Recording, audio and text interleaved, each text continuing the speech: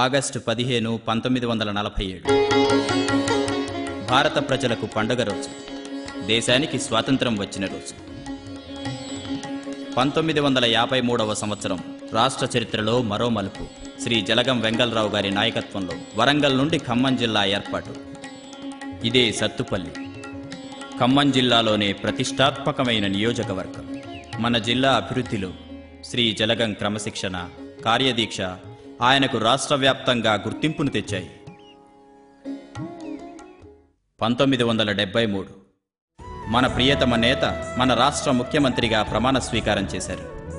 తర్వాత ఆ మహనీయుడు మన తెలుగు జాతికి చేసిన సేవలు మరవలేనివి. మంజీరాపై సింగూరు ప్రాజెక్టు, పోచంపాడు ప్రాజెక్టు, కరీంనగర్ దిగువ Maneru balanced reservoir, Srisailam hydel project, Ramagundam super thermal station మరియు పాల్వంచ, విజయవాడ దిగువ సీలేరులలో విద్యుత్ కేంద్రాలు, విద్యాభివృద్ధి కొరకు ప్రతి గ్రామంలో ప్రాథమిక పాఠశాలలు, ఎన్నో కాలేజీలు, మరెన్నో విద్యారంగ సంస్థలు స్థాపించారు.